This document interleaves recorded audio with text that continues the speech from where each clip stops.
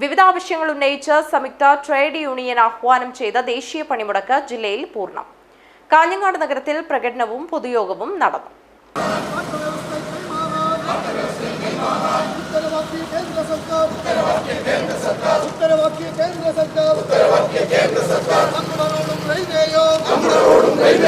നമ്മുടെ റോഡും റെയിൽവേയോ ടെലിഫോൺ ടവറും വൈദ്യുതി ടവറും വിവിധ ആവശ്യങ്ങൾ ഉന്നയിച്ച് സംയുക്ത ട്രേഡ് യൂണിയൻ ആഹ്വാനം ചെയ്ത ഹർത്താൽ ജില്ലയിൽ പൂർണ്ണം. കാഞ്ഞങ്ങാട് നഗരത്തിൽ പലയിടങ്ങളിലും സ്വകാര്യ വാഹനങ്ങളെയും ചരക്ക് വാഹനങ്ങളെയും തടഞ്ഞു. കാഞ്ഞങ്ങാട്ട് നടന്ന പ്രകടനം കാഞ്ഞങ്ങാട് ബസ് സ്റ്റാൻഡ് പരിസരത്തു നിന്നും നഗരം ചുറ്റി കാഞ്ഞങ്ങാട് ബസ് സ്റ്റാൻഡ് പരിസരത്ത് സമാപിച്ചു. തുടർന്ന് നടന്ന പൊതുയോഗം വി പ്രസന്നകുമാരി ഉദ്ഘാടനം ചെയ്തു.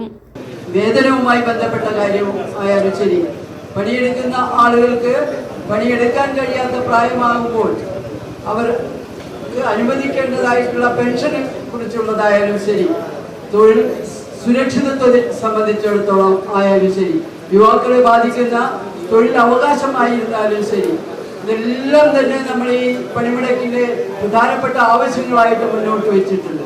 നമുക്ക് എല്ലാവർക്കും അറിയാം, രാജ്യത്തെ കർഷകർ ദീർഘകാലമായി നടത്തിക്കൊണ്ടിരിക്കുന്ന സമരം എന്നുള്ളത് കേന്ദ്ര ഗവൺമെന്റ് പാസ്സാക്കിയിട്ടുള്ള നിയമങ്ങൾക്കെതിരായിട്ടാണ് സമരം തുടങ്ങിയത്. അത് ഏതാണ്ട് ഒരു വർഷത്തിലേറെ നീണ്ടു നിന്നു. അപ്പോൾ ആ നിയമം പിൻവലിക്കുന്നതായിട്ട് കേന്ദ്ര ഗവൺമെന്റ് പ്രഖ്യാപിക്കുകയും അങ്ങനെ ആ സമരം അവസാനിക്കും എന്നാണ് നമ്മൾ വിചാരിച്ചത്. പക്ഷെ അവരുദ്ദേശിച്ച കാര്യങ്ങൾ ആ നിയമം പ്രാബല്യത്തിൽ വന്നില്ലെങ്കിൽ പോലും നടപ്പിലാക്കിക്കൊണ്ട് തന്നെ ഇരിക്കുകയാണ്. സമരത്തിൽ 500ഓളം വരുന്ന കർഷക സംഘടനകൾ ഉന്നയിച്ചിട്ടുള്ള ആവശ്യങ്ങൾ ഇന്നോളം പരിഹരിക്കാൻ വേണ്ടി കേന്ദ്ര സർക്കാർ തയ്യാറായിട്ടില്ല. അതുകൊണ്ട് ഇന്ത്യയിൽ ആകെമാനമുള്ള കർഷകരടക്കം ഈ സമരത്തിന്റെ ഭാഗമായിക്കൊണ്ടാണ് ഇന്ന് ഈ പണിമുടക്ക് സമരം നടത്തുന്നത്. KV രാഘവൻ അധ്യക്ഷത വഹിച്ചു.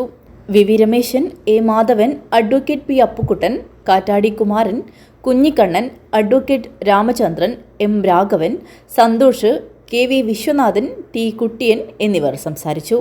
MR ദിനേശൻ സ്വാഗതം പറഞ്ഞു. News bureau, Kanhangad.